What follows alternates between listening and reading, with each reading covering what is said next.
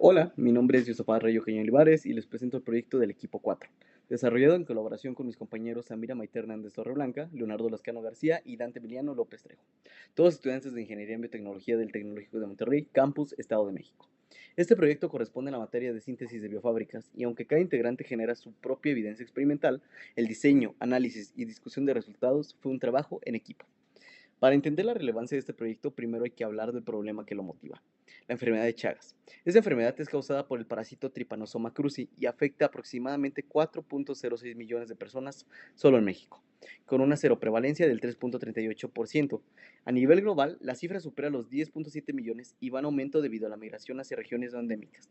No existe vacuna disponible y los tratamientos actuales son limitados, lo que hace urgente el desarrollo de antígenos diagnósticos y terapéuticos. Nuestra proteína de interés es TCA1, una glucoproteína de superficie de 85 kilodaltons presente en el tripomastigote de Trypanosoma cruzi, con alto potencial como antígeno vacunal.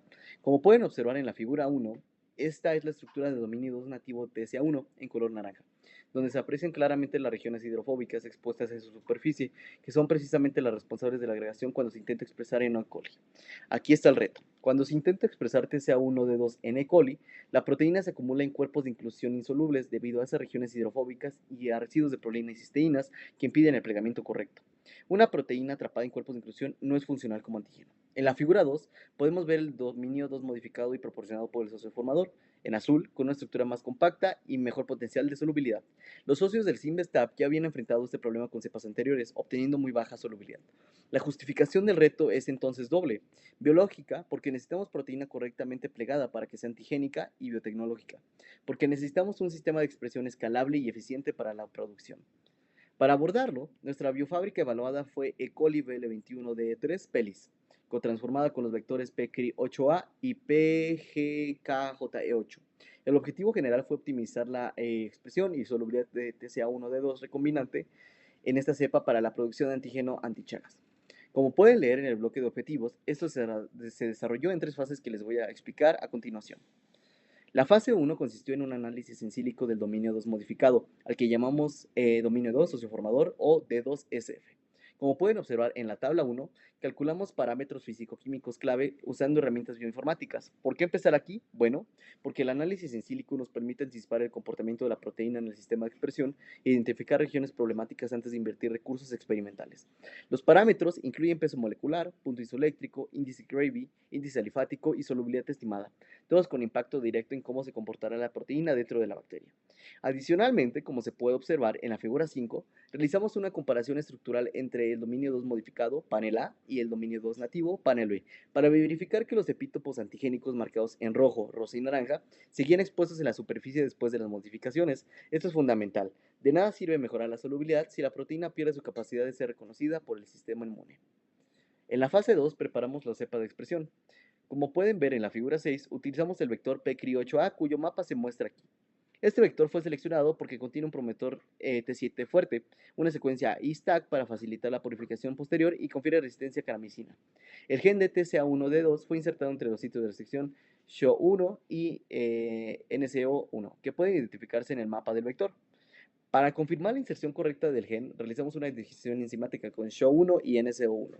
Como se puede observar en la figura 7, el gel de electroforesis muestra en el carril 3 las bandas resultantes de esa digestión, confirmando la presencia del gen clonado en el vector de expresión.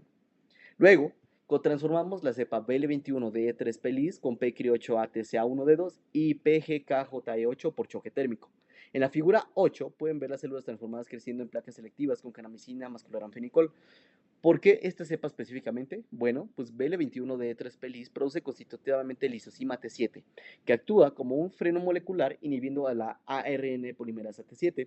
Esto reduce la transcripción basal, evita que los ribosomas se saturen y le da tiempo del sistema de chaperonas para plegar correctamente cada molécula de proteína antes de que se agregue. Y el PGKJ8 aporta precisamente ese sistema de chaperonas, DNA-K, DNA-J y GRPE, activadas por arabinosa. Esas chaperonas asisten al pegamiento cotraduccional de la proteína, reduciendo significativamente la formación de agregados. La combinación de PELIS más PGKJ8 es una estrategia sinérgica. Uno frena la velocidad de producción y el otro asegura el plegamiento correcto. Para la fase 3, como se ilustra en la figura 3, el protocolo de inducción fue diseñado cuidadosamente. Esperamos a que el cultivo alcanzara una ODS 600 de 0.581, que corresponde a la fase exponencial media. Añadimos IPTG a 0.1 milimolar, una concentración baja deliberada. Concentraciones altas de IPTG generan una sobreproducción tan rápida que las chaperonas no se dan abasto y la proteína se agrega. También añadimos arabinosa para activar simultáneamente el sistema de chaperonas del PGKJ8. El protocolo fue de 5 días, 3 días a 37 grados centígrados y luego 2 días a 10 grados centígrados. La reducción de temperatura es una estrategia clásica para mejorar solubilidad. A bajas temperaturas, la reducción es más lenta. Las interacciones hidrofóbicas que causan la agregación se reducen y las chaperonas tienen más tiempo para asistir al plegamiento correcto. Finalmente, como se muestra en la figura 4, las células se lisaron por sonicación y las fracciones soluble e insoluble se separaron por centrifugación a 10.000 revoluciones por minuto. Ambas fracciones se analizaron por SDSPH para evaluar en cuál de ellas se encontraba la mayor parte de la proteína de interés. Pasando a los resultados, empezando con el análisis de los parámetros físico-químicos del dominio 2SF, socioformador, que se muestran en la tabla 1, y cómo influyen directamente en su expresión y solubilidad en la cepa elegida. El peso molecular es de 21.575 daltons. Es importante porque proteínas pequeñas son generalmente más fáciles de expresar en bacterias y tienen menor tendencia a formar agregados. Además, es consistente con lo que vamos a ver después en el gel, una banda de aproximadamente 21 kilodaltons. El punto isoeléctrico de 5.39 significa que a pH fisiológico la proteína tiene carga negativa.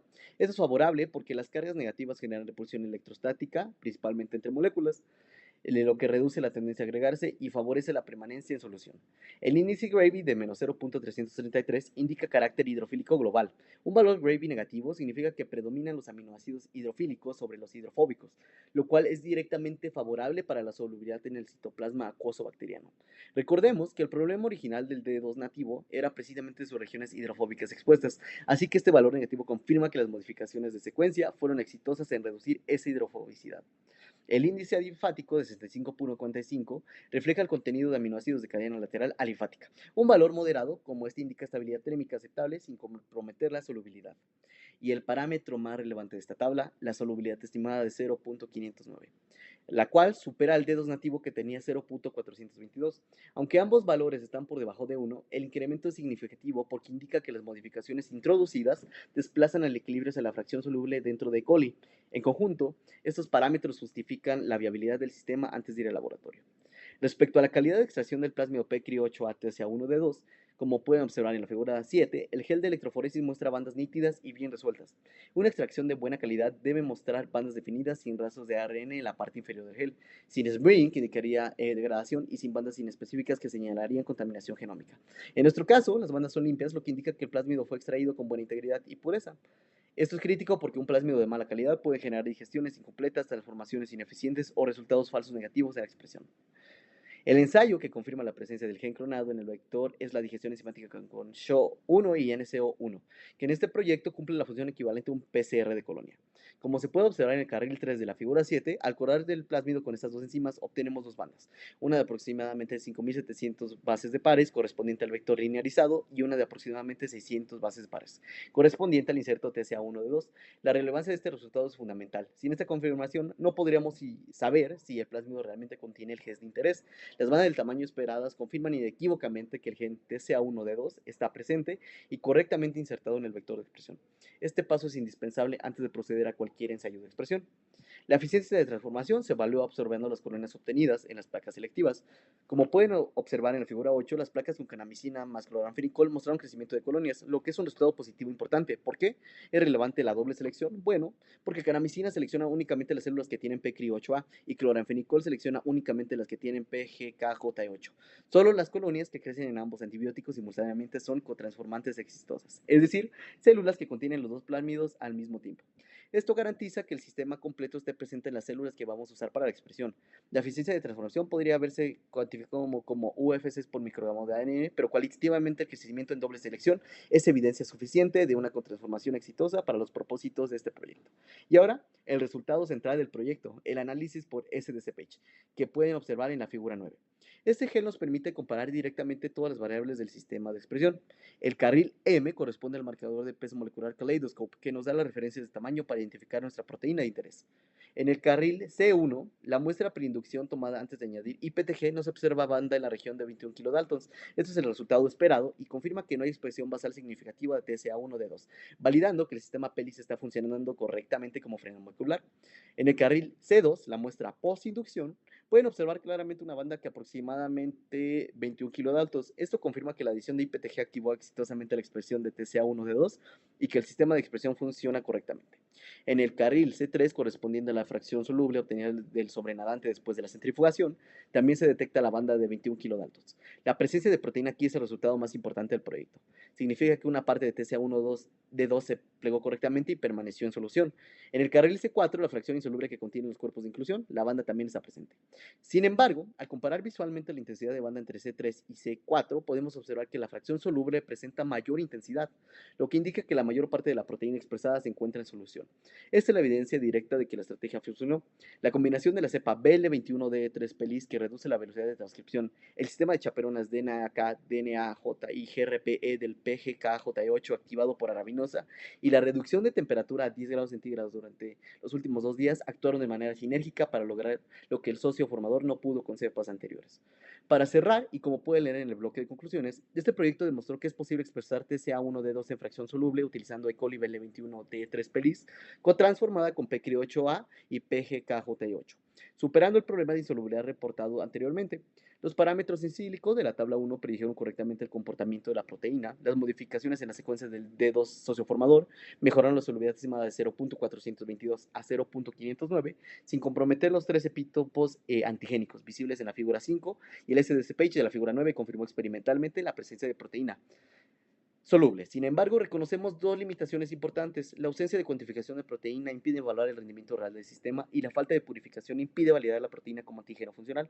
Como siguientes pasos indispensables, se recomienda purificación por cromatografía de afinidad, aprovechando el ISTAC del vector PCRI8A, seguida de validación por Western blot para confirmar identidad y ensayos de reconocimiento antigénico. Este trabajo representa un avance técnico concreto y replicable hacia el desarrollo de herramientas de diagnósticos y posibles candidatos vacunales contra la enfermedad de Chagas, una enfermedad que sigue afectando a millones de personas sin soluciones terapéuticas suficientes. Muchas gracias.